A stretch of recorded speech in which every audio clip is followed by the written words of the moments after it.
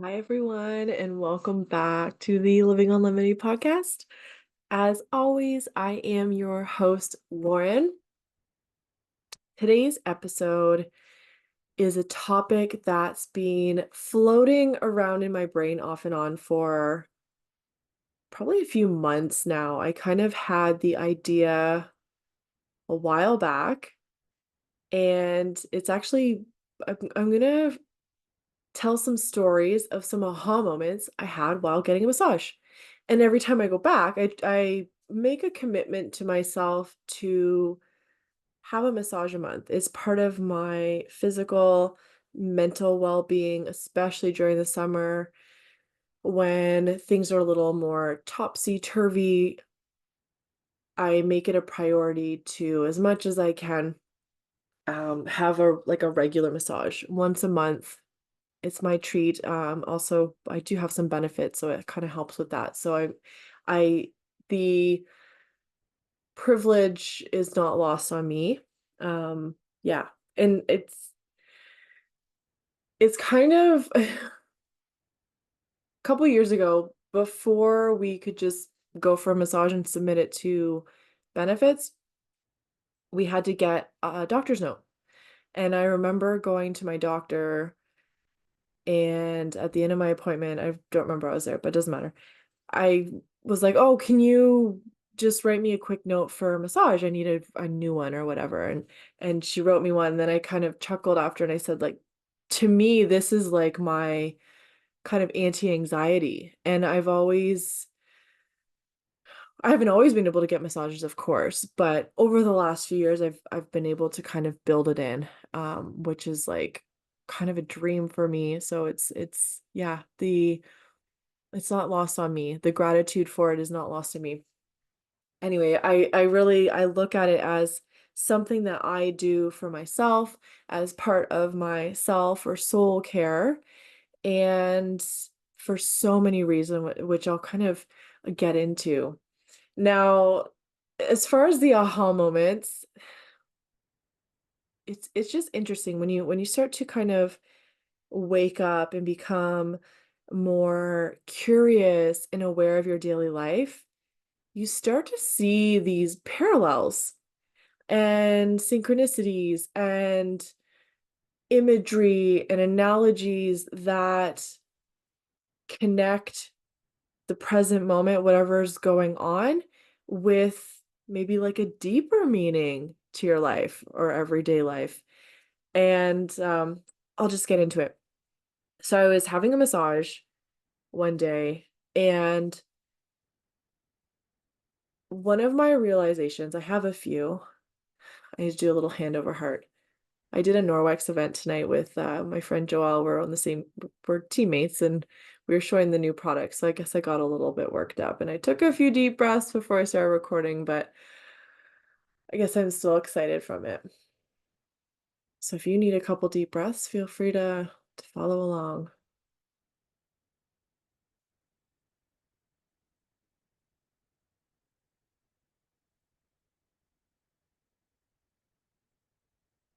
So it started out as a curiosity.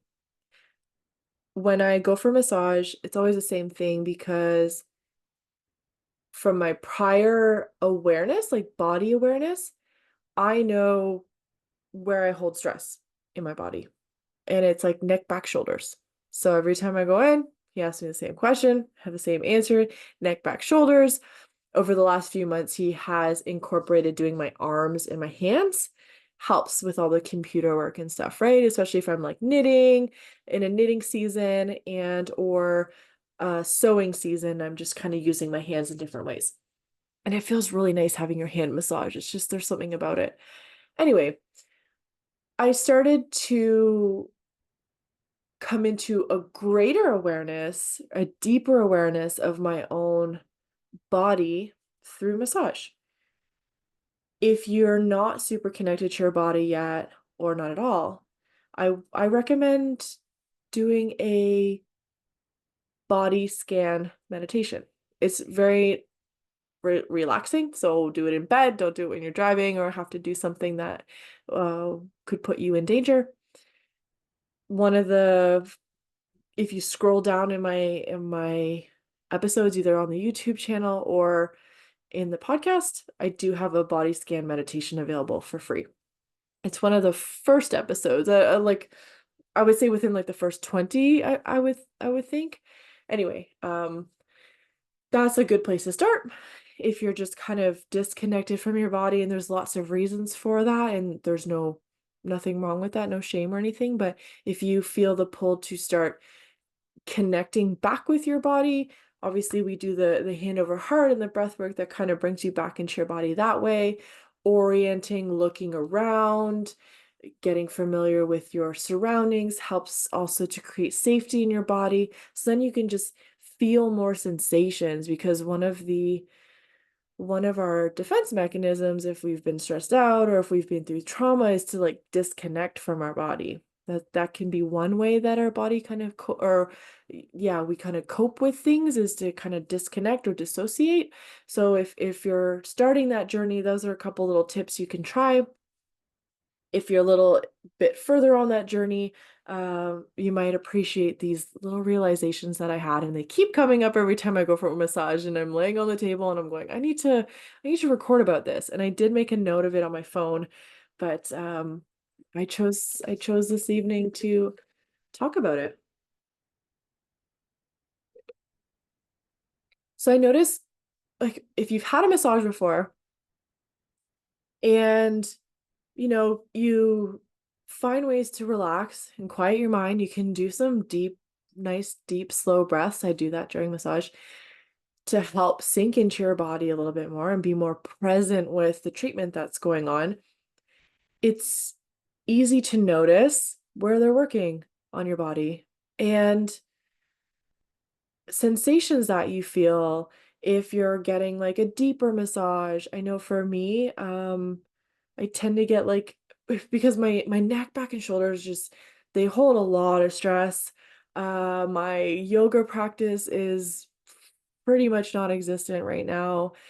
And so I know that get once I start that routine again and make it more of a priority, my posture will improve and things will change, right? But kind of at the beginning, when I would go in, I would notice like, ooh, that spot's really sore or really tender. Ooh, that area too. And some of it made sense to me because I'm familiar with like where I hold tension, and my shoulders will get sore. And then sometimes if I sleep a little weird, I'll start to get like my neck will be sore and I'll get tension headaches a little bit. So I had kind of a foundation. But there were other areas like my low back, on my hips, on the back. Ooh, and actually when I touch it, it's still sore from that treatment a couple days ago. And I was like, oh, that's interesting. So I started kind of asking questions when he was doing the treatments, like, what causes that? And I guess might seem obvious, but I wasn't totally sure. I probably could have guessed at it. But my kind of love handles, my hip on the back, just above my glutes, very tender. And he said that's from sitting. So if you work a desk job, that can cause that. So I was like, I do. So that kind of prompted me. So then when you start to, you have a greater awareness, you get educated, then you can start to come up with like, okay, well, what can I shift to help remedy that a little bit? So then my massages aren't as painful. We do have stand desks at work. I'm good about remembering to like put it up and stand for a while and bring it back down. Sometimes I sit all day. It just depends on what's going on. But I had that, it at least brought it to my attention that that pain in your body, that you can feel the tightness and the tenderness, is from sitting. Now, same with like shoulders, like posture, if you're leaning over. Hands, it can become sore from like holding your phone and texting if you're scrolling and stuff a lot. So I started to have a deeper awareness of not only muscles and areas of my body that were holding tension and getting like tight spots, but the reason if I didn't already know. And then some tips. So when I've gone in before when my neck was a mess and, I'd either had or didn't want to get tension headaches, and kind of asked him like, how do I stretch out this part? So then he'll give me a stretch to do, and he's teaching me along the way. So it's been really interesting to kind of learn more about how my daily life and maybe like a stressful season or uh, how it affects my physical body when I go into massage. It becomes very clear when I go in, depending on how many knots are in my back. And it's like, ooh, okay, I gotta, it would be helpful to like work a bit more on my posture or just make sure I'm, or like, and strengthening too. And I've asked him questions when, say, my shoulders were really sore, but I had done a workout, and he explained because he has a background in like kinesiology, and he explained how when you do workouts, especially if your body's not really used to those movements and stuff, you get little tears in your muscles. But as long as you don't injure it, a larger tear, then it takes longer to heal and stuff, and then you can have more problems. But if you just get those little tears while you're working out and you do have some soreness because that lactic acid builds up and stuff. I was talking about in the Wim Hof episode, the anaerobic exercise, when we're not getting enough oxygen to the tissue and stuff, then we get that like burning and stuff, and then it sends the lactic acid to the muscles, if I'm understanding it correctly. The other thing, actually, I wrote it in the show notes, but when I was talking about the brain stem, I kept saying stem cell. If you've listened to the last episode, or if you haven't, when I'm talking about the brain stem, I kept saying stem cell, but I meant brain cell. Anyway, I digress. So it's been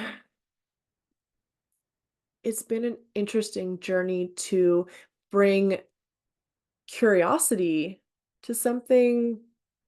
So what we could think of just like mundane, like you're just going for a massage. And don't get me wrong, there's days where I just like totally need to zone out and just like relax, but there's always like a little bit of awareness. I use it as an opportunity to take inventory of like the condition that at least my upper half of my body is in at that time. And then like looking back of like, ooh, I have been sitting a lot. I haven't been walking or standing at work as much. And just kind of like, okay, so I can see how since the last massage, how my actions and the things I've done throughout the day are now showing up in my body, right? And deciding like, okay, well, if I don't want it to be as painful next time, I need to stand up more or I need to move my body more. And another realization I kind of had is sometimes it can be used as a bit of a resilience practice, in that when I'm up for it, and I don't know if I've ever really told him to lessen the pressure. I think I usually just breathe through it, but there might have been times where I'm like, I just need kind of like more relaxing today. And we're not going to do as much like work, so maybe um you won't get the knots out the same way, but that's one thing to kind of be aware of, is like you need to check in with yourself and like, what do I need today? Because some days you kind of just have to breathe through the discomfort of the treatment, especially if you know that, they're really working out some knots and there's going to be benefits in it at the end. You just kind of move through it, even if it's uncomfortable. And then there's some days where maybe you're just dysregulated enough that it's like, you know what? I really just need something to be like nourishing and gentle. And you just need more of like a relaxing massage, right? Um, so I've also contemplated that. It's like, okay, well, like, what do I need to, am I really up for this today? Is this in my best interest, like right now?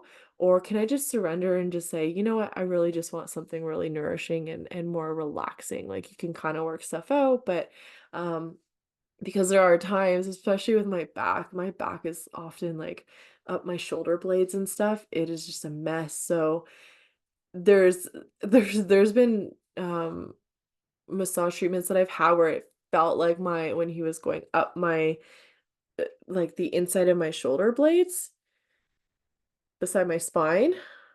I don't know I wish I knew the, like, group of muscles and stuff there, but I forgot. Anyway, it felt like a cheese grater. There were so many it was just like, "Do-do-do-do," like, oh my gosh, it felt like like, sometimes my back feels like a cheese grater, it gets so bad. So this is why I go once a month. Um, anyway, where was I going with that? It's painful. That's where I was going. And what I do is I find that I connect back with my breath because I know that he's doing a great job. He's restoring blood circulation to those areas to help repair and just help those areas of my back that are super tight. I'm always sore for a day or 2 after, but it always feels really good. And even in the moment, like, sometimes it's painful. And especially, like, down by my hips, oh my gosh, it gets so tender, like, it is still tender. I have to take deep breaths. So this is where my breath work comes in, that I use for Wim Hof, that I use when I'm not feeling well, that I used to use when I was a kid and I'd be nauseous. My mom taught me breath work when I was a kid and didn't really think about it too much then, but it was just something I did. And it's just when you when you start to use modalities like breath work and there's different ways to do it and you figure out which, cadence or whatever type of breath work you're doing for whatever situation you're in, it just ends up being a tool in your tool belt that you don't even really think about. You just go to it. So when he starts working on my back or wherever that is super tender and it's like, oh, it gives you that when you get that urge to like hold your breath and you actually kind of tighten and tense up, that is my reminder to take a deep breath and breathe through it. Now, I don't know if I've talked about this in a previous episode, but another use for breath work when I've gotten like piercings before, I have my tragus pierced, which that was painful. My piercer told me take a deep inhale and then exhale while I'm piercing. And there's a trick to that, right? Like that has to do with your stress response. It's also like yeah, it helps you to like not tense up. And I know when he pierced my tragus, I didn't take a deep enough breath, so I kind of ran out of breath and he was still anyway, learn my lesson.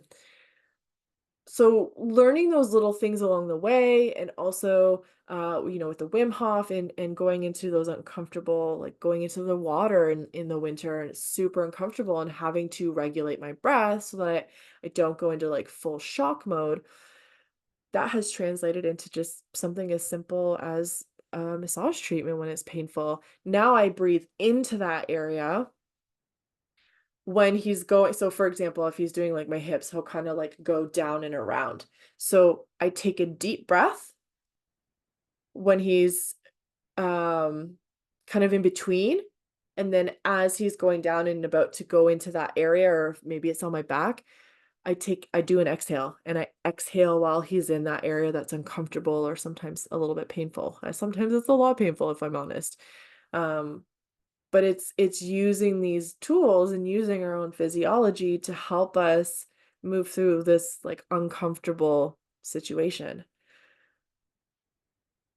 and it's always helped. I feel like there's one more thing too that has been a bit of an aha. Oh yes, okay, I remember now. The other really interesting thing that occurred to me this last time was I don't know, I guess like we usually chit chat a little bit the first couple, few minutes, whatever, and catch up a little bit, and then I just kind of like zone out and it's all good. But um, I don't know, I just wasn't talkative and I didn't really feel like asking any questions about any areas or whatever. And I thought, I'm just gonna zone out and like see kind of what he does. And I'll notice the areas and we'll see like how much attention he pays to it and stuff.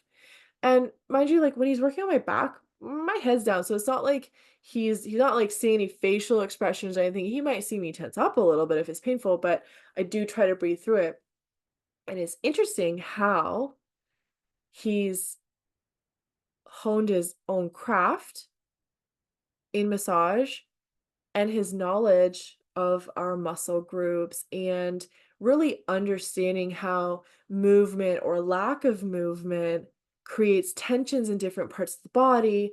And there, there's been times where when he's working on like my arms and just how things are connected and okay, well, this hurts, but it's actually like there's a nerve that goes, and he has the whole like the map of the body.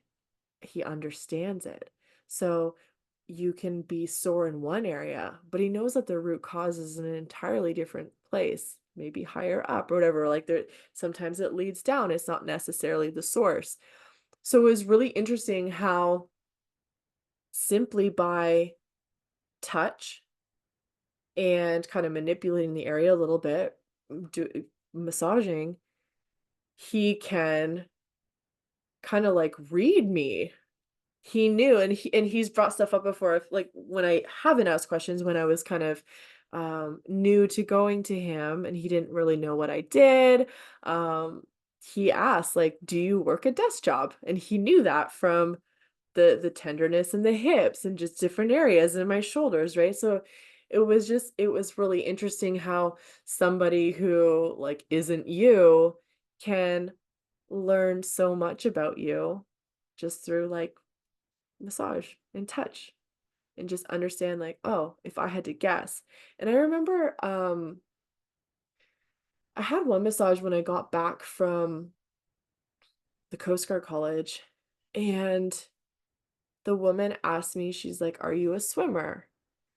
And I said, "Well, not really." I said, "But I did do I did swim a lot while I was at the Coast Guard college and had access to a pool because it was right there." And she could kind of, I don't know, like maybe I should have dove into a little bit more, but there was something about my back, maybe the muscles, I don't even know, that led her to think like, "Oh, this person swims." And I did, and I had been swimming a lot not long before that, so I guess I'd built up a bit of that physique or whatever the right word is.